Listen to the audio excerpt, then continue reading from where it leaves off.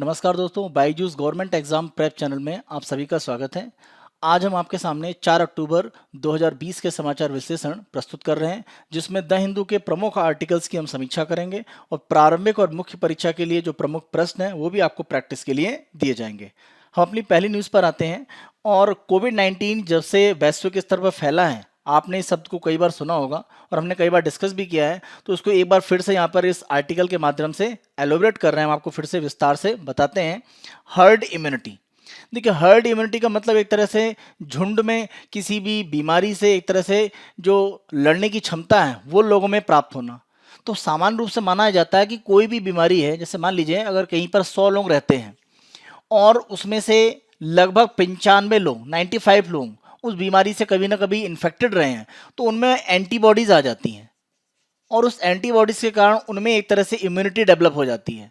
तो जो 5% बचे हुए लोग हैं, अगर उनको किसी तरह से वैक्सीन या अन्य तरह का कोई साधन दिया जाए तो उसके माध्यम से उनको प्रोटेक्शन दिया जा सकता है। तो यहाँ पर आप देखें 95% लोगों में जो भी इन्फेक्शन फैला था उसके कारण उनमें एक तरह से इम्यूनिटी या उस रोग से लड़ने की प्रतिरोधक क्षमता आ गई। इसी को हर्ड इम्यूनिटी कहा जाता है। हर्ड इम्यूनिटी के लिए आवश्यक यह है कि कोविड-19 से आबादी का बड़ा जो भाग है वो प्रभावित हो जाए। जब खसरे को लेकर एक तरह से शुरुआती हमारे यहाँ अनुसंधान हुए और वैक्सीन बनाई गई तो विश्व की जनसंख्या बहुत ज़्यादा नहीं थी। तो खसरा जब एक तरह से उसके लिए वैक्सीन डेवलप की गई तो हर्ड इम्यूनिटी खसरे में इसलिए बनी क्योंकि जनसंख्या बहुत ज़्यादा नहीं थी और अधिकतम जनसंख्या में खसरा एक तरह से फैला और ऐसी स्थिति आई कि कहीं ना कहीं एक तरह से जो हर्ड इम्यूनिटी है वो बन गई, क्योंकि अधिकांश जनसंख्या जब खसरे से प्रभावित हुई, इससे हर्ड इम्यूनिटी या झुंड में रोग प्रतिरोधकता की जो क्षमता है वो जनसंख्या में विकसित हो गई। वर्तमान में अगर हम देखें तो दुनिया की आबादी अरबों में है, तो ऐसी स्थिति में अगर दुनिया के ज़्यादातर जनसंख्या में कोविड-19 फैलता है तो ऐसी स्थिति में इसके एक तरह से नकारात्मक परिणाम हो सकते हैं। तो कोविड-19 से अगर ज़्यादा लोग प्रभावित होंगे और अगर वो किसी बीमारी से पहले से ग्रसित हैं तो उनमें मृत्यु दर बढ़ जाती है। तो इसीलिए कोविड-19 के लिए कहा जा रहा है कि ये हर्ड इम्यूनिटी के लिए बहुत सूटेबल नहीं है। और WHO में एक तरह से प्रमुख वैज्ञानिक के रूप में जो काम कर रही हैं सौम्या विश्वनाथन, उनके द्वारा ये बात एक तरह से साफ साफ कहा गया है कि कहीं ना कहीं जो कोविड-19 है ये हर्ड इम्यूनिटी के पार्ट से नहीं हो सकता है। अगर रोकने की हम बात करें, हमें वैक्सीन जैसे इलाज के ऊपर ही जाना पड़ेगा। हर्ड इम्यूनिटी कोविड-19 से इसका इलाज नहीं है। इस आर्टिकल के माध्यम से आप यही एक तरह से एक मेन हिस्सा समझ लीजिए। तो हर्ड इम्यूनिटी मतलब क्या हुआ कि अधिकांश लोगों में जनसंख्या में कोई बीमारी है वो फैलती है और उनमें एंटीबॉडीज जो बनती हैं उसके कारण उनमें एक रोग प्रतिरोधक क्षमता आ जाती है। तो अगर 2, 3, 4 या 5-10% लोगों में बीमारी नहीं भी हुई है तो वैक्सीन के माध्यम से उसको रोक दिया जाता है। तो ये हर्ड इम्यूनिटी का एक तरह से एक एग्जाम्पल माना जाता है।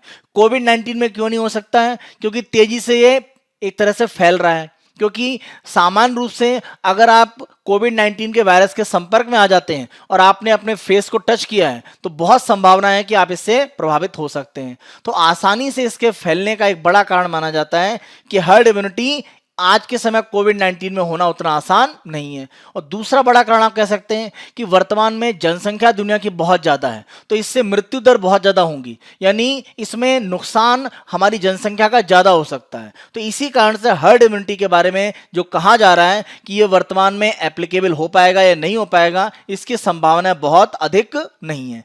वैक्सीन ही एक तरह का इलाज है जो कहीं ना कहीं कोविड-19 से रोकथाम को बनाएगा और आगे चलकर कहीं ना कहीं कोविड-19 का अगर प्रसार बड़े पैमाने पर होता है, अगर हम देखें भारत में 50 से 60 लाख के बीच में केस हो रहे हैं, तो अगर ऐसी स्थिति दुनिया में बनती है तो आने वाले समय में हर्ड इम्यूनिटी की संभावनाएं जरूर है, लेकिन ये इसका वर्तमान में इलाज नहीं है। बिना वैक्सीन के इसका इलाज करना संभव नहीं है, क्योंकि वैक्सीन आने के बाद हर्ड इम्यूनिटी की संभावनाएं बढ़ जाती हैं। क्योंकि ऐसे लोग जो गरीब हैं या आप कह सकते हैं ऐसे लोग जो आसानी से बीमार हो सकते हैं, ऐसे लोगों को अगर हम वैक्सीन दे देते हैं तो कहीं ना कहीं इन लोगों को हम प्रोटेक्ट कर पाते हैं, यानी जिनमें इम्यूनिटी की क्षमता अच्छी है वो कहीं ना कहीं अपने को बचा सकते हैं। लेकिन जो लोग बहुत ज़्यादा इसमें संभावना है कि ग्रसित हो जाएं कोविड-19 से, हमें उनको वैक्सीन देकर एक तरह से हर्ड इम्यूनिटी के लिए एक जो एटमॉस्फेयर है वो बनाया जा सकता है। ये जरूर हो सकता है, लेकिन इसके लिए आवश्यक ये है कि जो लोग कोविड-19 से बहुत जल्दी प्रभावित हो सकते हैं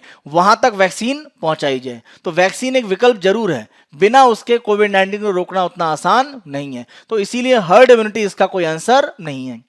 इसके आधार पर एक आप 150 शब्दों का क्वेश्चन लिखने का प्रयास कीजिएगा। हर्ड इम्यूनिटी से आप क्या समझते हैं? तो आप सिंपल अपने जो हमने अभी डिस्क्राइब किया उन्हीं शब्दों में आप बताने की कोशिश कीजिए कि अधिकांश जनसंख्या में अगर कोई बीमारी होती है और उनमें एंटीबॉडी डेवलप हो जाती है, तो अगर जनसंख्या के कम भाग प्रभावित नहीं है तो उनको वैक्सीन देकर जो बीमारी है उसको रोका जा सकता है। इसको हर्ड इम्यूनिटी एक तरह से कहा जाता है। कोविड-19 में संभव क्यों नहीं है? तो आप बता सकते हैं वर्तमान में जनसंख्या ज्यादा है, तो कहीं ना कहीं इससे लोगों की मृत्यु ज्यादा होगी। और दूसरा पार्ट ये कि जनसंख्या में बड़ा हिस्सा दुनिया में, अगर हम गरीब देशों की बात करें जो अल्प विकसित देश हैं, वहां पर एक तरह से लोगों में इम्यूनिटी उतनी अच्छी नहीं है, तो कहीं ना कहीं वो वैक्सीन उनके लिए बहुत ज्यादा आवश्यक है। तो ये दो कारण आप दे सकते हैं कि कोविड-19 में किसी भी तरह से हर्ड इम्यूनिटी आसानी से अभी स्थापित हो जाए ये संभव नहीं है। जब तक वैक्सीन नहीं आएगी इसके लिए संभावनाओं पर विचार करना लगभग बेमानी है। इस रूप में आप अपने आंसर को समाप्त कर सकते हैं। एक दूसरे टॉपिक पर आते हैं, डीएपी 2020 यानी डिफेंस एक्विजिशन प्रोसीजर की अगर हम बात करें, यानी रक्षा अधिग्रहण की जो पूरी प्रक्रिया है 2020 में उसमें एक बड़ा परिवर्तन किया गया। और ये पूरी समस्या अगर आप देखें तो राफेल की जो डील है उसमें एक तरह से जो कैग के द्वारा जांच की गई है उसके बाद ये सामने आई है। अगर हम रक्षा अधिग्रहण जो हमारा प्रोसीजर है डीएपी की बात करें तो उसमें एक ऑफसेट क्लॉज होता है। इसके बारे में हम पहले एक बार कर चुके हैं, अब मेंस के पॉइंट ऑफ व्यू से यहां पर हम जरा देख लेते हैं। तो अगर हम ऑफसेट क्लॉज की बात करें तो हमारे यहाँ जो रक्षा अधिग्रहण की जो प्रक्रिया है वो 2002 की है, इसको हम डिस्कस कर चुके हैं। 2020 में इसमें कुछ परिवर्तन किया गया है। तो उद्देश्य क्या था कि ये रक्षा खरीद प्रक्रिया को लाने का उद्देश्य ये था कि रक्षा विनिर्माण में भारत आत्मनिर्भरता प्राप्त करे, और इसके लिए इसमें कई बार संशोधन किए गए। अब 2020 का संशोधन क्या कहता है? 2020 का संशोधन यह कहता है कि ऑफसेट जो क्लॉज है यानी जो इसमें प्रावधान दिया गया है उसको हटा दिया गया है। कब कब हटा दिया गया है? अगर भारत सरकार किसी और देश की सरकार के साथ में रक्षा समझौता करती है, या कोई एक ही कंपनी है अगर कोई रक्षा का सामान भारत को वो पहुंचा रही है, जैसे मान लीजिए कोई स्पेयर पार्टी राफेल का है और डेसाल्ट के द्वारा ही अकेले दुनिया में सप्लाई किया जाता है, तो उसमें ऑफसेट क्लॉज की आवश्यकता नहीं है। इसी के साथ साथ अंतर सरकारी इंटर गवर्नमेंटल, अगर मान लीजिए 2 या 3 या उससे ज्यादा देश की सरकारों के बीच में कोई समझौता है तो वहां पर भी ऑफसेट क्लॉज नहीं होगा। तो ये एक तरह से 2020 में एक नया परिवर्तन किया गया है कि अगर सरकार और सरकार के बीच में समझौता है, कोई एक कंपनी भारत में किसी भी तरह का स्पेयर पार्ट या कोई भी उपकरण सप्लाई कर रही है, और अगर अंतर सरकारी समझौते रक्षा के क्षेत्र में है तो उसमें ऑफसेट क्लॉज या ऑफसेट का प्रावधान नहीं होगा। ऑफसेट क्लॉज का मतलब क्या था कि कोई भी विदेशी कंपनी है जब भारत में किसी भी तरह का रक्षा खरीद का समझौता करती है तो रक्षा खरीद के समझौते में उसे उस समझौते की वैल्यू का कुछ हिस्सा भारत में घरेलू रक्षा विनिर्माण में करने की आवश्यकता है। जैसे मान लीजिए 100 रुपए की डील है, मान लेते हैं इसका 20% ऑफसेट क्लॉज है, तो 20 रुपए का जो निवेश है वो भारत के घरेलू रक्षा क्षेत्र में करने की आवश्यकता है। ये एक तरह से ऑफसेट क्लॉज कहलाता है। इसी के साथ साथ अगर हम देखें तो रक्षा खरीद की प्रक्रिया जो 2020 में परिवर्तन लाया गया है, यहां पर एक परिवर्तन यह किया गया है कि अभी तक क्या था कि खरीदने और एक तरह से बनाने, ये दो हमारे यहां सिस्टम एक तरह से रहते थे। अगर हम कोई रक्षा की तकनीक बाहर से अधिग्रहण करने वाले हैं, या तो हम उसको खरीद लेते थे या भारत में उसका उत्पादन किया जाए। अभी तक हमारे यहां लीज पर यानी पट्टे पर कोई रक्षा उपकरण लेने की व्यवस्था नहीं थी। तो याद रखें 2020 का जो रक्षा अधिग्रहण प्रक्रिया में परिवर्तन किया गया है, लीज नामक एक नया कह सकते हैं इसमें हिस्सा डाल दिया गया है। तो खरीदने और बनाने के अलावा लीज पर भी रक्षा उपकरण अधिग्रहण के रूप में लिए जा सकते हैं। और कौन से उपकरण लिए जाएंगे? जिनका युद्ध में सीधा उपयोग नहीं होता है। जैसे मान लीजिए किसी फाइटर पायलट को ट्रेनिंग देनी है तो उसके लिए जरूरत किसकी पड़ती है? सिमुलेटर की। या कोई फाइटर पायलट को ट्रेनिंग देने के लिए कोई ट्रेनर प्लेन की जरूरत पड़ती है। जैसे अगर हम राफेल में देखें तो राफेल में कुछ ट्रेनर राफेल भी दिए जा रहे हैं डसल्ट के द्वारा भारत को। तो जो ट्रेनर इस तरह के प्लेन है या सिमुलेटर हैं, इनका युद्ध में तो उपयोग होता नहीं है। या अगर हम बात करें ट्रांसपोर्ट में जो उपकरण है, इनका सीधे तौर पर युद्ध में बड़ा उपयोग हमेशा नहीं होता है। तो ऐसी स्थिति में इनको हम लीज पर एक तरह से ले सकते हैं। तो लीज पर लेकर कहीं ना कहीं बड़े पैमाने पर जो खर्चा होता है, यानी अगर हम कोई चीज खरीदेंगे या अपने आप बनाएंगे तो हमें बड़े पैमाने पर पूंजी लगानी पड़ती है, कैपिटल लगाना पड़ता है, उससे हम बच जाएंगे। तो जो हमारी तात्कालिक आवश्यकताएं लीज से पूरी हो सकती हैं, उनके लिए भारत सरकार ने लीज या पट्टे का जो कॉन्सेप्ट है वो भी रक्षा अधिग्रहण प्रक्रिया 2020 का जो संशोधन आया है उसमें शामिल कर दिया है। ऑफसेट क्लॉज की जो प्रक्रिया रखी गई तो उससे फायदा क्या था, क्योंकि अगर कोई बाहर की कंपनी भारत में निवेश करेगी तो यहाँ पर स्किल या जो कौशल है वो बढ़ेगा और जो टेक्नोलॉजी या तकनीकी है उसमें भी इंप्रूवमेंट होगा। अगर निवेश होगा तो कहीं ना कहीं अर्थव्यवस्था में जब निवेश आता है तो इसका एक दूसरा बड़ा जो हमें परिणाम दिखता है वो रोजगार या एम्प्लॉयमेंट के रूप में। तो ये एक तरह से हमारे यहाँ तकनीकी विकास तो करेगा ही, रोजगार भी उत्पन्न करता है। और कहीं ना कहीं रक्षा के क्षेत्र में जो हम आत्मनिर्भरता की बात करते हैं कि हम बाहरी देशों पर अपनी निर्भरता कम करना चाहते हैं, वो भी एक तरह से होता है। तो आत्मनिर्भरता एक तरह से सेल्फ रिलायंट प्राप्त करना, ये भी एक तरह से ऑफसेट क्लॉज की प्रक्रिया का एक प्रमुख आधार था। लेकिन यहाँ समस्या ये है कि ऑफसेट क्लॉज को लेकर बहुत बड़ी समस्याएं आई हैं और इसके कारण बहुत सारी जो डील हैं वो एक तरह से हो नहीं पाती हैं। यहाँ पर सीएजी ने सबसे बड़ी समस्या बताई है कि जो भी विदेशी वेंडर किसी भी तरह से हमारे यहाँ कोई कॉन्ट्रैक्ट पाते हैं तो जो एक तरह से वो कमिटमेंट करते हैं उससे पीछे हट जाते हैं। जैसे मान लीजिए डील 100 रुपए की है तो उनको कहा गया कि ठीक है 20 रुपए का ऑफसेट क्लॉज है, आप भारत में निवेश करें। वो अपना जो 100 रुपए का एक तरह से समझौता है उसको तो पालन कर लेते हैं, लेकिन 20 रुपए जो भारत में निवेश करना है उसमें डिले कर देते हैं। और ये कहीं ना कहीं सीएजी के लिए एक समस्या के रूप में देखा जा रहा है। और सीएजी का यही मानना है कि जो ऑफसेट क्लॉज है उसका बहुत अधिक उपयोग हमारे यहाँ नहीं हो पाया है। और ऑफसेट क्लॉज के कारण बहुत सारी कंपनियां हैं वो रक्षा अधिग्रहण की जो हमारी नीतियां उसमें शामिल नहीं होती हैं। तो ये भी एक दूसरा हमारे यहाँ नुकसान है कि बहुत सारी कंपनियां निवेश नहीं करना चाहती हैं, टेक्नोलॉजी ट्रांसफर नहीं करना चाहती हैं, वो सिर्फ हथियार को सीधे बेचना चाहती हैं। तो ऐसी स्थिति में रक्षा के क्षेत्र में जो हमारी तीनों सेनाएं हैं उनकी मजबूती के लिए हमें ऑफसेट क्लॉज पर बहुत ज्यादा रिलाई नहीं करना चाहिए, क्योंकि इसके लाभ भी नहीं मिले हैं और इससे हमारे रक्षा समझौतों पर भी प्रभाव पड़ता है। तो ये दो कारण है जिसको लेकर सीएजी ऑफसेट क्लॉज के ऊपर ऑब्जेक्शन कर रहा है। और इसीलिए आप देखें कि भारत सरकार ने 3 तरह के जो समझौते अभी हमने जो डिस्कस किए कि सरकारों के बीच में हो रहे हैं, ये एक ही कंपनी कोई पार्ट को सप्लाई कर रही है, या अंतर सरकारी समझौते हैं, वहां से ऑफसेट क्लॉज की व्यवस्था को हटा रही है। तो इसने एक तरह से हमारे यहाँ जो रक्षा अधिग्रहण का जो पूरी प्रक्रिया है उसमें कुछ समस्याएं लाई हैं। इसीलिए आप भविष्य में शायद देखें कि ऑफसेट क्लॉज को ज्यादातर समझौतों से अलग किया जाएगा, क्योंकि इसका कहीं ना कहीं नकारात्मक प्रभाव पड़ा है और अर्थव्यवस्था में इसका सीधा कोई कंट्रीब्यूशन नहीं हो पा रहा है रक्षा क्षेत्र में विनिर्माण को बढ़ावा देने में। इसी हमारे डिस्कशन के आधार पर आप मेंस का एक क्वेश्चन लिखने का प्रयास कीजिएगा 150 शब्दों में। ऑफसेट उपबंध से आप क्या समझते हैं? इसका रक्षा के क्षेत्र में घरेलू उद्योग को बढ़ाने में किस प्रकार उपयोग किया जा सकता है? तो पहले ऑफसेट आपको बता देना है कि जो डील है उसकी कुछ वैल्यू को इन्वेस्ट करने की जरूरत होती है भारत में। अब इसको घरेलू उद्योग के लिए उपयोग क्या है? तो अभी हमने देखा कि हमारे यहाँ टेक्नोलॉजी एक तरह से आएगी, टेक्नोलॉजी या स्किल या कौशल है वो हमारे यहाँ बढ़ेगा। इसी के साथ जब इन्वेस्टमेंट निवेश आएगा तो उससे होगा क्या कि हमारे यहाँ जो रोजगार है उसकी संभावना भी एक तरह से बढ़ेंगी। और ओवरऑल उपयोग क्या होगा कि हमारा जो रक्षा क्षेत्र है उसमें एक तरह से जो हमारा घरेलू उद्योग है वो मजबूत होगा। तो ये सारे इसके सकारात्मक परिणाम हैं। लेकिन लास्ट में आप कंक्लूड करने में लिख सकते हैं कि ऑफसेट क्लॉज के जो भी एक तरह से उपबंध हैं उनको विदेशी कंपनियां समय पर लागू नहीं करती हैं, इसीलिए अर्थव्यवस्था में उसका लाभ नहीं पहुंच रहा है, रक्षा क्षेत्र को उतना लाभ नहीं हो रहा है। और दूसरा, ऑफसेट क्लॉज के कारण बहुत सारी बाहर की रक्षा कंपनियां हमारे यहाँ समझौता नहीं करना चाहती हैं। तो ये रक्षा के क्षेत्र में एक तरह से 2 समस्याओं को आप बता सकते हैं अगर ऑफसेट क्लॉज की सिर्फ बात करें। इसके आधार पर आप लास्ट में कंक्लूड कर सकते हैं कि भारत सरकार ने 2020 की जो रक्षा अधिग्रहण जो हमारा प्रोसीजर है उसमें इसीलिए परिवर्तन किया है कि कुछ हमारे समझौते हैं उनसे ऑफसेट क्लॉज को हटा दिया गया है, क्योंकि इससे हमारा जो घरेलू अर्थव्यवस्था जो रक्षा के क्षेत्र की है उस पर विपरीत प्रभाव देखा जा रहा था। और जो हमें आवश्यक हथियार हैं जो हमें समय पर चाहिए, क्योंकि आप ध्यान रखें हम सामरिक रूप में ऐसे इलाके में हैं जहां पर चीन और पाकिस्तान जैसे हमारे विरोधी देश हैं, इस कारण से हम रक्षा आवश्यकताओं को बहुत लंबे समय तक के लिए रोक नहीं सकते हैं और समय पर रक्षा के समझौते पूरे हों ये आवश्यक है। तो इसीलिए ऑफसेट क्लॉज की समस्या को दूर करने के लिए सरकार ने 3 प्रकार के समझौतों को इससे अलग किया है। इसके रूप में आप आंसर को लास्ट में कंक्लूड कर सकते हैं। नेक्स्ट हम आते हैं the revise guidelines on ideal weight and diet.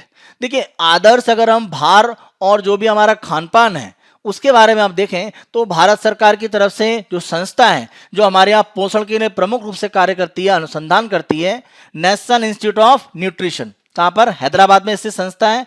और उसके द्वारा एक तरह से नए आंकड़े या नए गाइडलाइन दिए गए हैं भारत में। अगर हम आदर्श भार की बात करें और डाइट की एक तरह से या जो खान पान है उसकी अगर हम बात करें, और ये जो गाइडलाइन लाई गई हैं इसमें संस्थान की तरफ से एक वृद्धि की गई है। भारत में अगर हम पुरुषों और महिलाओं के भार की बात करें जो औसत होना चाहिए और जो डाइट है उसकी अगर हम बात करें, 1989 में राष्ट्रीय पोषण संस्थान के द्वारा एक विशेषज्ञ समिति बनाई गई और उन्होंने फिक्स किया कि भारत में अगर हम पुरुषों की बात करें और महिलाओं की तो जो एक तरह से औसत वजन है उसको मान लिया गया कितना, 60 किलो और 50 किलो कि ये आइडियल है। आगे चलकर 2010 में संस्थान के द्वारा दोबारा एक तरह से नेशनल न्यूट्रिशन मॉनिटरिंग जो ब्यूरो है उसके द्वारा फिर से आंकड़े इकट्ठे करने के पार्ट पर प्रयास किया गया, लेकिन जो आदर्श भार है महिला और पुरुष का उसमें कोई परिवर्तन नहीं किया गया।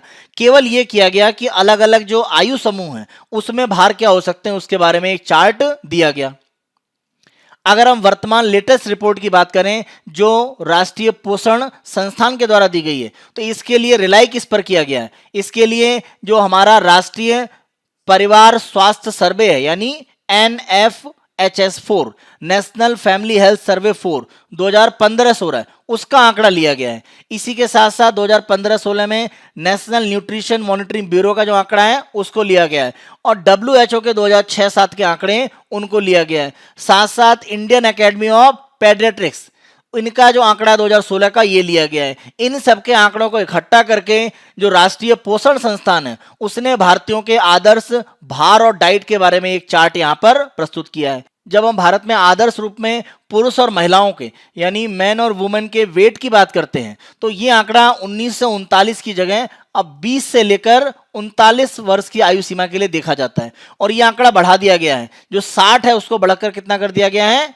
65, और जो 50 है उसको बढ़ाकर कितना कर दिया गया है, 55। तो 5 किलो की बढ़ोतरी की गई है। तो ये एक तरह से आप कह सकते हैं एक आदर्श वजन माना गया है भारतीय पुरुष और महिला के लिए। ध्यान रखें आदर्श हम कह जरूर रहे हैं लेकिन ये औसत ये एवरेज वजन एक तरह से माना जा रहा है किसी भी भारतीय का आदर्श रूप में अगर लिया जाए।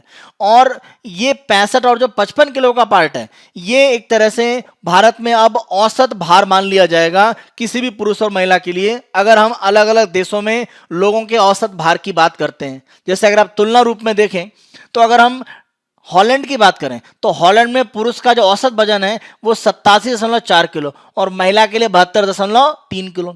इसी के साथ साथ अगर हम यूके में देखें तो ये 86.8 किलो पुरुषों के लिए और महिलाओं के लिए 72.9। तो अगर तुलनात्मक रूप में आप देखें तो पश्चिमी देशों में जो महिला और पुरुष के लिए एक आदर्श वजन माने जाते हैं उनकी तुलना में हमारे यहाँ काफी कम है। तो कारण ये है अगर हम देखें तो भारत में जो औसत लंबाई की बात करें या भारत में पोषण का स्तर जो है उन सब के कारण कहीं ना कहीं जो औसत भार लिया गया है पुरुष और महिला के लिए वो पश्चिमी देशों की तुलना में कम है। लेकिन अगर हम एशिया में तुलना देखें तो एशिया में तुलनात्मक रूप में भारत लगभग बराबर ही बनता है या कहीं कुछ और थोड़ा बहुत कम और ज्यादा है, लेकिन एशियाई देशों के साथ लगभग समानता है। जैसे श्रीलंका में हम देखें तो पुरुषों के लिए 61.3 किलो, महिलाओं के लिए 56.2। जापान की बात करें पुरुषों के लिए 69, महिलाओं की बात करें 54.7।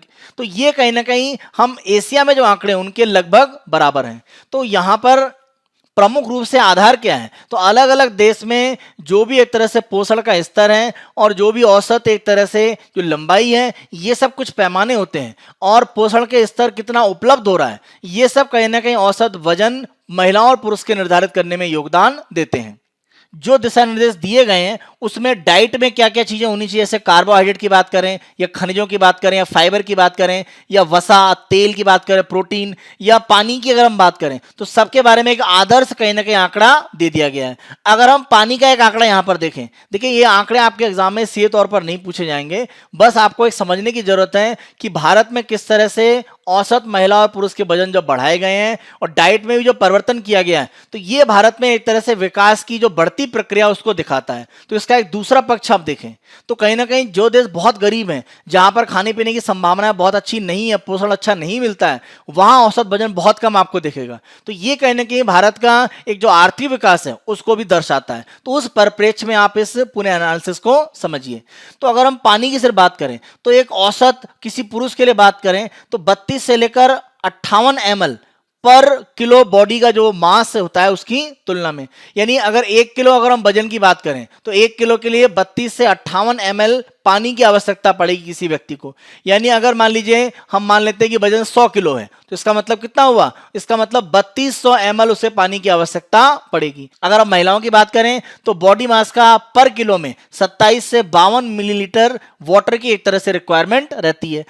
अगर हम बच्चों में देखें तो ये रिक्वायरमेंट लगभग 60 ml पर केजी बॉडी मास रहती है। तो आप देखें महिला और पुरुष जो औसत वयस्क हैं उनकी तुलना में बच्चों में पानी की आवश्यकताएं ज्यादा होती हैं।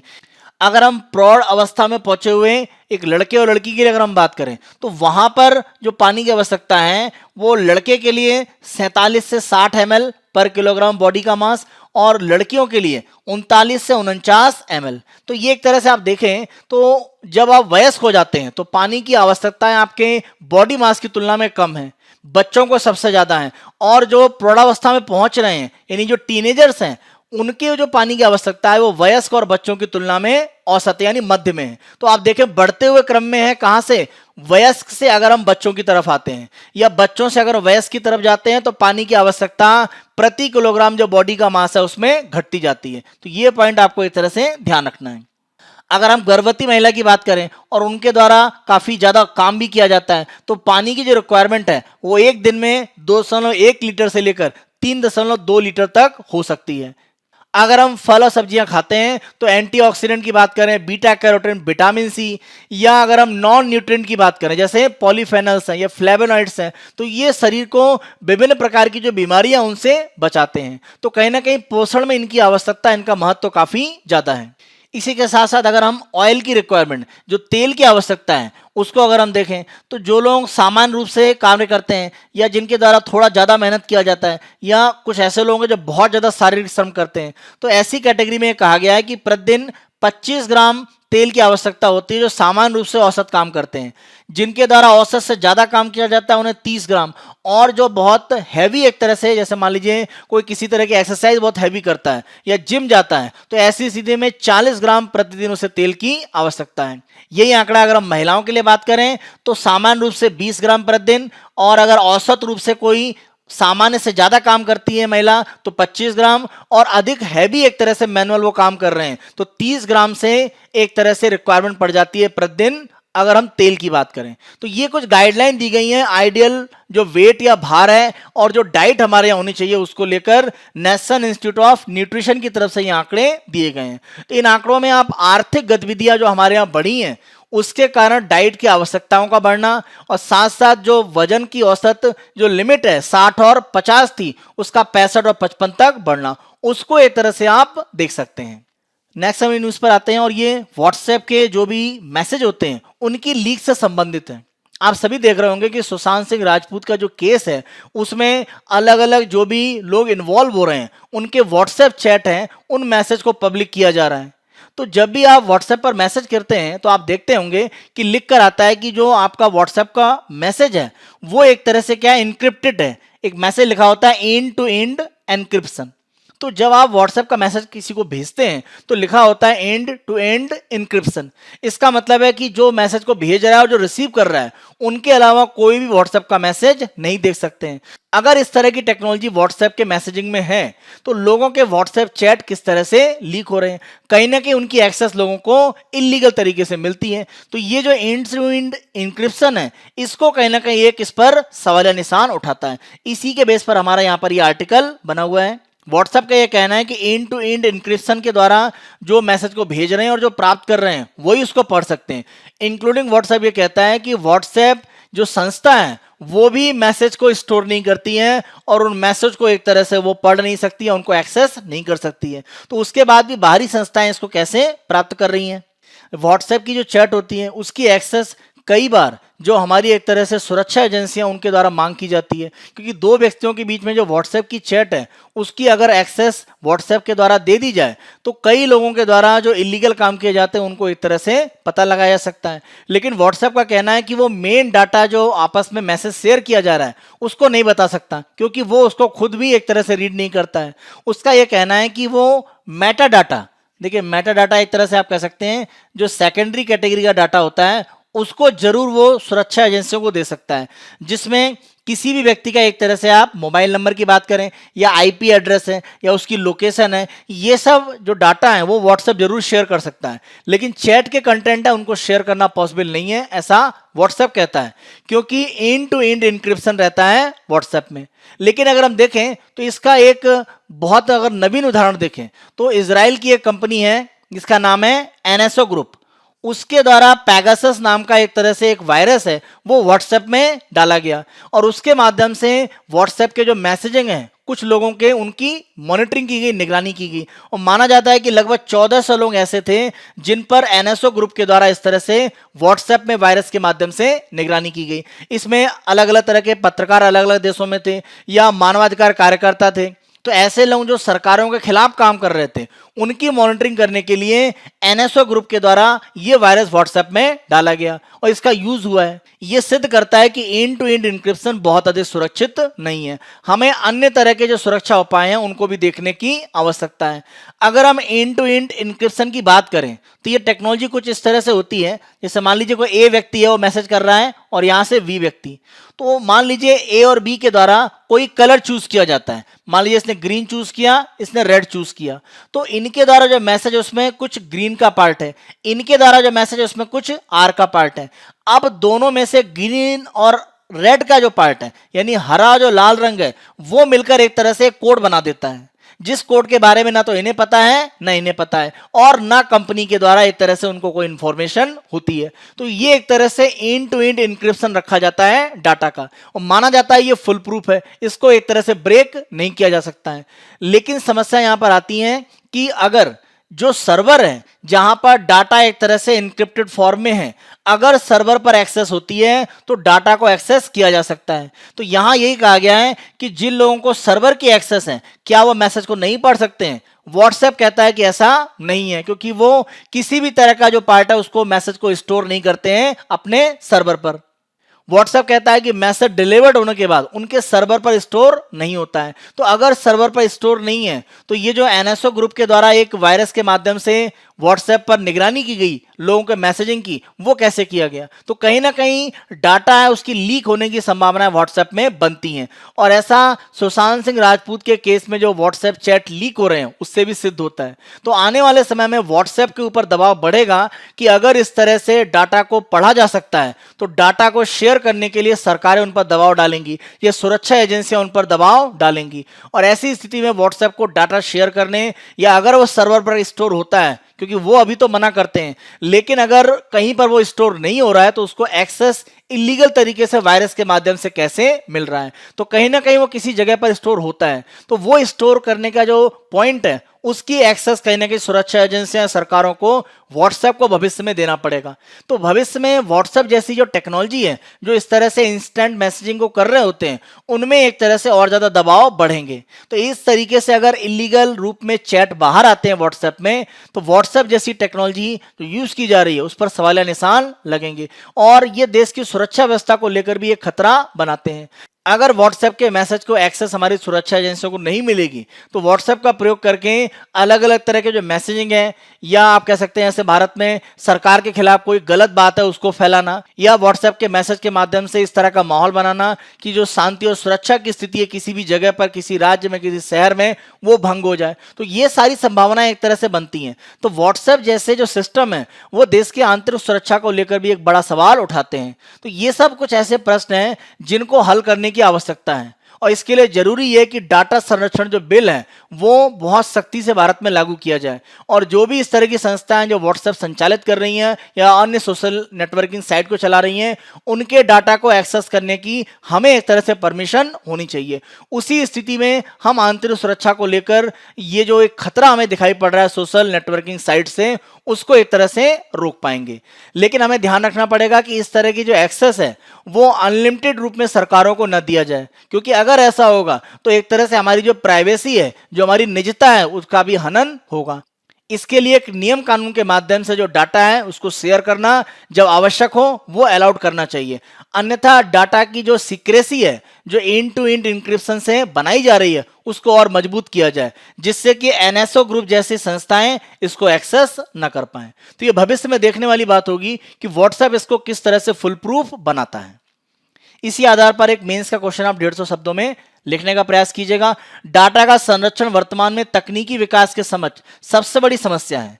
तो पहले आप बता सकते हैं व्हाट्सएप में समस्याएं क्या हैं, जैसे सुशांत सिंह राजपूत का केस बता सकते हैं, या एनएसओ ग्रुप का जो केस है वो बता सकते हैं। व्हाट्सएप में वायरस के माध्यम से कंटेंट को रीड किया गया, तो ये समस्याएं बताती हैं कि कंटेंट या जो मैसेज है वो कहीं पर स्टोर होता है। व्हाट्सएप मना करता है, ये अलग बात है कि वो सर्वर पर या कहीं पर भी जो मैसेज है उसको स्टोर नहीं करता है। तो अगर स्टोर नहीं हो रहा है कहीं पर, तो एक्सेस कैसे मिल रहा है? तो ये समस्या एक तरह से आप बता सकते हैं वर्तमान व्हाट्सएप जैसी टेक्नोलॉजीज में। उसके बाद एक तरह से जो दूसरे पार्ट पर आपको बताना है कि डाटा को संरक्षण करने की आवश्यकता है, यानी डाटा की एक्सेस सरकार को मिल पाए अगर उसका इलीगल उपयोग हो रहा है भारत के खिलाफ, यानी हमारी आंतरिक सुरक्षा को अगर कोई खतरा है, और लोगों की निजता का एक तरह से जो संरक्षण है वो भी आवश्यक है। तो इन दोनों आधार पर डाटा संरक्षण को सरकार भविष्य में सुनिश्चित अगर करती है, तो ये व्हाट्सएप जैसी जो टेक्नोलॉजीज जो मैसेजिंग को एक तरह से उपयोग कर रही हैं उनको सुरक्षित बना पाएगी, और ऐसी स्थिति में निजता का हरण भी नहीं होगा, और भारत में आंतरिक सुरक्षा को लेकर समस्याएं हैं उनको भी सरकार एक तरह से आसानी से हल कर सकती है। इस आधार पर अपने आंसर को आप लास्ट में समराइज कर सकते हैं। नेक्स्ट अगर हम प्री का देखें तो ये हिंडन नदी के संबंध में यहाँ पर एक न्यूज है। हिंडन नदी के पार पर उत्तर प्रदेश का गाजियाबाद शहर है, तो उसी के कंसर्न में यहाँ पर एक इमेज दिया गया था। तो हमने हिंडन के संबंध में आपको प्री का क्वेश्चन दिया है। हिंडन किसकी सहायक नदी है? ध्यान रखें, हिंडन किसकी सहायक है? यमुना की। जहां तक हिंडन की बात करें तो उत्तर प्रदेश में सहारनपुर जो डिस्ट्रिक्ट है वहां से इसका एक तरह से उद्गम होता है। तो शिवालिक के जो इलाके हैं उनसे एक तरह से हिंडन का उद्गम होता है, और यमुना की एक तरह से ये सहायक नदी है। नेक्स्ट न्यूज पर हम आते हैं, और ये पेड़ की एक प्रजाति है जिसको माना जा रहा था 1835 के बाद से कि ये एक तरह से विलुप्त हो चुकी है, क्योंकि इसका कोई रिकॉर्ड नहीं दिखा गया। तो 1835 में एक प्रजाति है माधुचा डिप्लोस्टमन, तो इसके बारे में एक तरह से यहां पर फिर से प्रमाण मिले हैं, और ये अगर हम देखें तो ये जो प्रमाण मिले हैं ये कोल्लम डिस्ट्रिक्ट के पार्ट पर यहां पर देखा गया है। तो 1835 यानी लगभग आप कह सकते हैं 180 सालों के बाद कोल्लम में एक कह सकते हैं गुफा जैसी एक यहाँ पर मंदिर के पास में एक स्थान है, वहां पर जो पेड़ देखा गया है वो माना गया है कौन सा? मधुचा डिप्लोस्टमन। ये कह सकते हैं काफी अच्छी न्यूज है, एक ऐसे पेड़ के बारे में जिसके बारे में कोई इंफॉर्मेशन पिछले 180 साल में नहीं थी, उसके बारे में यहाँ पर एक डाटा इकट्ठा किया गया है। और ध्यान रखें ये जो प्रजाति है पेड़ की, ये पश्चिमी घाट में एक तरह से क्या है? एंडेमिक है, यानी यहाँ पर स्थानिक है। तो ये जो पेड़ की प्रजाति है ये पश्चिमी घाट में प्रमुख रूप से एक तरह से मानी जाती है। अभी इसका एक ही पेड़ का यहां पर प्रमाण मिला है, तो संभावना यह है कि आगे चलकर international union for conservation of nature इसके द्वारा इसको क्रिटिकली एंडेंजर्ड, गंभीर रूप से संकट में जो पेड़ की प्रजातियां उनकी श्रेणी में डाला जा सकता है। अभी नहीं है यह अलग बात है, लेकिन इसको डाला जरूर जा सकता है, क्योंकि अभी इसका एक ही यहां पर पेड़ प्राप्त हुआ है। तो इसी मधुचा डिप्लोस्टमन जो पेड़ है उसके संबंध में हम यहां पर एक प्री का क्वेश्चन आपको दे रहे हैं। मधुका डिप्लोस्टमन के संबंध में निम्न कथनों पर विचार करें। यह सापोटासाए परिवार का एक सदस्य है, यह प्रजाति पश्चिमी घाट में स्थानिक है, यह आईयूसीएन के द्वारा गंभीर खतरे वाली श्रेणी में स्थित है। देखिए ये दोनों स्टेटमेंट तो सही हैं, क्योंकि अगर हम देखें तो ये जो कैटेगरी है वो सैपोटेसिया कैटेगरी में एक तरह से इसको शामिल किया जाता है, और जहां तक पश्चिमी घाट है वहां पर यह एंडेमिक या स्थानिक है, लेकिन गंभीर खतरे में है जरूर, क्योंकि एक ही अभी पाया गया है। लेकिन आईयूसीएन ने अभी इसको डाला नहीं है, इसको डाला जा सकता है आगे चलकर, तो ये अभी हुआ नहीं है, तो इसीलिए फर्स्ट और सेकंड सही है। तो आंसर है आपका ए। नेक्स्ट न्यूज पर हम आते हैं। अमेरिकी नौसेना के द्वारा एक तरह से समुद्री क्षेत्र में निगरानी करने के लिए एक लंबी दूरी के एक प्लेन का यूज किया जाता है। अगर हम बात करें बोइंग P-8A, तो इसने एक तरह से लॉजिस्टिक रूप में भारत की मदद लेते हुए अंडमान निकोबार में एक तरह से लैंड किया है। तो ये कह सकते हैं एक बड़ा यहाँ पर एक कदम है कि अमेरिकी नौसेना का एक जो विमान है वो अंडमान निकोबार द्वीप समूह का जो क्षेत्र है वहां पर जो हमारा बेस है वहां पर उतरा है। और ध्यान रखें कि अंडमान निकोबार द्वीप समूह पर बहुत सारे देशों के द्वारा अपने जो विमान है उसे वहां पर उतारने की एक अनुमति सरकार से मांगी जाती है, क्योंकि ध्यान रखें अंडमान निकोबार का जो द्वीप का इलाका है वो मलक्का जल संधि से बहुत नजदीक पड़ता है। मलक्का जल संधि एक तरह से आप कहें तो इंडियन ओशन, हिंद महासागर से पैसिफिक प्रशांत महासागर में जाने का एक सकरा मार्ग है समुद्री। तो ये एक तरह से जो मलक्का जल संधि है वहां के लिए एक्सेस अंडमान निकोबार से हो सकती है। अमेरिकी नौसेना के जहाज को यहां पर लैंडिंग की सुविधा देकर भारत ने हिंद महासागर में एक तरह से संदेश दिया है कि भारत अमेरिका के साथ एक तरह से समझौते रूप में खड़ा हुआ है। आप ध्यान रखें इंडो पैसिफिक में भारत, अमेरिका, जापान और ऑस्ट्रेलिया आपस में सहयोग कर रहे हैं। तो चीन को एक तरह से कह सकते हैं एक संकेत हो सकता है कि जिस तरह से भारतीय जो अंडमान निकोबार द्वीप समूह में जो बेस है वहां पर अमेरिकी जहाज ने लैंड किया है। ध्यान रखें कि जो हमारी नौसेना है उसने अभी हाल फिलहाल इसी जुलाई के पार्ट पर अमेरिकी नौसेना के साथ एक युद्धाभ्यास किया था। जब भी किसी देश की नौसेना कहीं से गुजर रही होती है और गुजरते समय उस देश की नौसेना के साथ में युद्धाभ्यास करती है तो उसको एक तरह से पैसेज एक्सरसाइज कहा जाता है। तो इस तरह की जो पैसेक्स है वो भारतीय नौसेना और अमेरिकी नौसेना जुलाई में कर चुकी है और भी संभावना है कि आगे चलकर इस तरह की एक्सरसाइज हम अमेरिका के साथ में करेंगे। तो इंडो पैसिफिक के क्षेत्र में कहीं ना कहीं अपनी जो मजबूती है, जो भारत, ऑस्ट्रेलिया, जापान और अमेरिका के साथ एक जो समूह बनाता है क्वेड, उसके मामले में मजबूत करना चाहता है। और इसी कड़ी में यहां पर जो अमेरिकी नौसेना का जहाज लैंड हुआ है उसको आप देख सकते हैं। ध्यान रखें कि भारत और अमेरिका के बीच में आपस में एक दूसरे के जहाज या अन्य तरह की जो सुविधाएं हैं उनको साझा करने के लिए लॉजिस्टिक का एक समझौता हो रखा है, जिसको हम क्या बोलते हैं, लेमोआ समझौता, logistics exchange memorandum of agreement. यानी अगर मान लीजिए हमारे जहाज को अमेरिका के किसी बेस में आवश्यक रूप में मान लीजिए ईंधन लेने के लिए उतरना है या अन्य कोई आवश्यकता के लिए उतरना है तो हम अमेरिका के जो एयरफोर्स बेस है उनका उपयोग कर सकते हैं। वैसे अमेरिका हमारे एयरफोर्स बेस का भी उपयोग कर सकता है। यह समझौता कौन सा है, लेमोआ। तो लेमोआ समझौते के ऊपर ही हमारा यहां पर एक प्री का क्वेश्चन है। भारत और अमेरिका के बीच में लेमोआ समझौते के संबंध में निम्न कथनों पर विचार करें। इसे 2016 में हस्ताक्षर किया गया, बिल्कुल सही स्टेटमेंट है। भारत और संयुक्त राज्य अमेरिका के सशस्त्र बलों के बीच एक सैन्य समझौता है जो लॉजिस्टिक समर्थन, आपूर्ति और सेवाओं के लिए बुनियादी नियम, शर्त और प्रक्रिया को स्थापित करता है। यानी अगर हमें आवश्यकता है अमेरिकी एयरफोर्स बेस पर अपने जहाज को उतारने या नौसैनिक किसी जहाज को उतारने की तो वो हम अमेरिका से मदद ले सकते हैं और अमेरिका हमसे ले सकता है। दूसरा स्टेटमेंट सही है। तीसरा, इस समझौते में चिकित्सा सेवाओं, प्रशिक्षण, स्पेयर पार्ट्स, ईंधन, भोजन, पानी, परिवहन, कपड़े, मरम्मत, रखरखाव और संचार सेवाएं शामिल हैं। यानी इस तरह की जितनी भी आवश्यकताएं, जैसे मान लीजिए कोई लंबे समय के लिए पेट्रोलिंग के लिए भारतीय नौसेना का जहाज गया है और वहां मान लीजिए उसका मध्य हिंद महासागर में उसके पास मान लीजिए ईंधन खत्म हो जाता है तो वो नजदीकी अमेरिका का जो एयरफोर्स बेस है वहां से मदद ले सकता है। या जो नौसैनिक अड्डा जैसे हिंद महासागर में कौन सा अमेरिका का, डिएगो गार्सिया, तो वहां से मदद ले सकता है। तो ये लेमोआ में एक तरह से भारत और अमेरिका ने समझौता किया है। तो तीनों स्टेटमेंट यहां पर सही है। आंसर है आपका डी।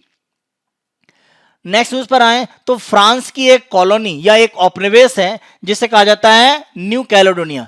ये एक तरह से आप देखें तो ऑस्ट्रेलिया का आप इसे उत्तरी पूर्वी इलाका कह सकते हैं, तटीय।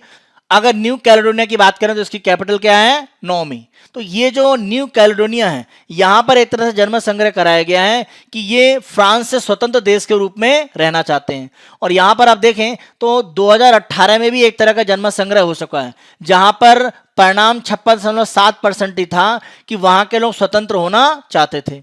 न्यू कैलेडोनिया के लोगों के द्वारा 2018 में एक बार जन्म संग्रह किया गया था, लेकिन सिर्फ 56.7 लोगों ने ही फ्रांस से अलग होकर इसे स्वतंत्र देश के रूप में स्थापित होने के लिए समर्थन दिया।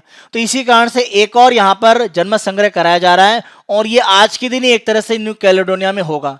न्यू कैलेडोनिया आप ध्यान रखें पिछले 170 सालों से फ्रांस की एक तरह से कॉलोनी या उपनिवेश के रूप में स्थापित है। तो यहां पर हम देखें, फ्रांस की सरकार ने 1998 में न्यू कैलेडोनिया के साथ में एक समझौता किया था।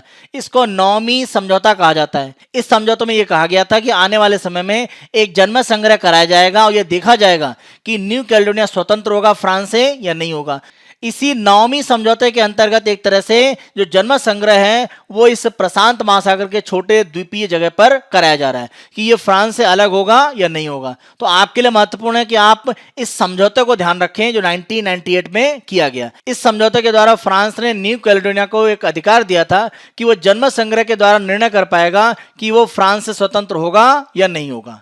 ध्यान रखें, न्यू कैलेडोनिया में जो वहां पर रहने वाले वहां के मूल निवासी हैं उनको कनक एक तरह से कहा जाता है, और जो बाहर से यूरोपीय वहां पर आकर बसे और उनके फैमिली के जो अगली जनरेशन हैं उनको कैलडॉक्स कहा जाता है। तो आपसे पूछा जा सकता है कि कनक कहाँ के एक तरह से मूल निवासी हैं, तो ध्यान रखें कहाँ के, न्यू कैलेडोनिया के। तो जो मूल निवासी हैं और जो यूरोपीय लोग वहां पर जाकर बसे फ्रांस से, उनके जो अगली जनरेशन हैं कैलडोक्स, उनके बीच में एक तरह से संघर्ष रहता है, क्योंकि जो फ्रांस के लोगों की अगली जनरेशन वहां पर है वो फ्रांस के अधीन रहना चाहते हैं, स्वतंत्र नहीं होना चाहते, और कनक जो ओरिजिनल वहां के रहने वाले हैं वो अपने आप को एक स्वतंत्र देश के रूप में फ्रांस से अलग चाहते हैं। तो यही स्ट्रगल है। तो इसी समझौता जो 1998 में किया गया था उसके द्वारा यह जनमत संग्रह आज के दिन ही न्यू कैलेडोनिया में किया जा रहा है। नौवीं समझौते के द्वारा फ्रांस ने किससे स्वतंत्रता की बात की थी? ध्यान रखें, किसे? New Caledonia. इसकी लोकेशन कहां पर है? पैसिफिक ओशन में, और 170 साल तक ये लगभग फ्रांस के उपनिवेश के रूप में अभी कार्य कर रहा है। तो इसकी लोकेशन भी प्रशांत महासागर में आप देख रहे हैं, आगे कभी पूछी जा सकती है। नेक्स्ट न्यूज पर हम आते हैं। तो इंडियन इंस्टीट्यूट ऑफ एस्ट्रोफिजिक्स, भारतीय तारा भौतिकी संस्थान, ये भारत का जो साइंस एंड टेक्नोलॉजी डिपार्टमेंट है उसके अधीन एक स्वतंत्र संस्था है। 1971 से काम कर रहा है और 2021 में एक तरह से यानी आने वाले साल में इसका 50 साल पूरा होने वाला है। हेडक्वार्टर कहां पर है? बेंगलुरु में। तो इसी संस्था के अधीन एक कह सकते हैं कि भारत के सबसे दक्षिणी भाग में एक सोलर ऑब्जर्वेटरी है। कहां पर है? ये पलानी जो पहाड़ियां हैं तमिलनाडु में उसके दक्षिणी भाग पर यह सोलर ऑब्जर्वेटरी है, और ये कोडाई कनाल जो हिल स्टेशन है उससे लगभग 4 किलोमीटर की दूरी में तमिलनाडु के डिंडुगुल जो जिले है उसमें यह स्थित है। तो ये जो यहाँ पर सोलर ऑब्जर्वेटरी है इसमें जो आंकड़े इकट्ठे किए गए थे, अगर हम देखें जैसे 1922 की बात करें और अगर हम वर्तमान में देखें तो 1922 या उसके पहले जो आंकड़े लिए गए और वर्तमान के जो आंकड़े हैं उसके आधार पर एक तरह से तुलना करके सूर्य का जो चुंबकीय क्षेत्र है उसके बारे में एक सटीक अनुमान लगाया जा रहा है। तो माना जा रहा है कि लगभग 100 साल पुराने जो आंकड़े हैं इस ऑब्जर्वेटरी से लिए गए हैं। कहां पर स्थित है ये पलानी पहाड़ियों में तमिलनाडु में। तो ये कोडाई कनाल वाली जो ये ऑब्जर्वेटरी है, यहाँ के जो आंकड़े हैं वो कहीं ना कहीं चुंबकीय क्षेत्र के बारे में सूर्य की जो इंफॉर्मेशन है उसको सटीक करने में मदद करेंगे। अगर हम सूर्य के चुंबकीय क्षेत्र की बात करें तो ध्यान रखें लगभग 11 साल का समय होता है जब सूर्य का जो चुंबकीय क्षेत्र का ध्रुव है वो बदलता है, तो वो अपनी पोलैरिटी चेंज कर लेता है। जैसे अगर ये नॉर्थ पोल है, साउथ पोल है, तो एक तरह से 11 साल के बाद ये साउथ पोल हो जाएगा और ये नॉर्थ पोल। तो ये सूर्य में एक तरह से जो उसके ध्रुवों में परिवर्तन होता है वो लगभग 11 साल के अंतर पर होता है। तो ये जो ऑब्जर्वेटरी के आंकड़े हैं इनको इकट्ठा करके एक तरह से सूर्य के चुंबकीय क्षेत्र के बारे में एक सटीक अनुमान लगाया जाएगा। तो यहां पर ये जो फैक्ट है 11 साल के अंतर पर, इसी को हम प्री के क्वेश्चन के रूप में दे रहे हैं। सूर्य अपने चुंबकीय ध्रुवों को कितने वर्ष के अंतर पर परिवर्तित करता है? आंसर क्या है? 11 वर्ष। तो ध्यान रखें 11 साल के अंतर पर इसको एक तरह से सूर्य परिवर्तित करता है। तो ये हमारा 4 अक्टूबर 2020 का समाचार विश्लेषण था। आने वाले समय में अन्य दिनों के समाचार विश्लेषण हम आपको इसी तरह से प्रस्तुत करते रहेंगे। जो आपको प्री और मेंस के क्वेश्चन दिए गए उनको आप प्रैक्टिस करें। अगर आप Byju's government exam prep channel को पसंद कर रहे हैं तो इसको अधिक से अधिक संख्या में प्लीज आप लोग लाइक करें, शेयर करें और सब्सक्राइब करें। Thank you.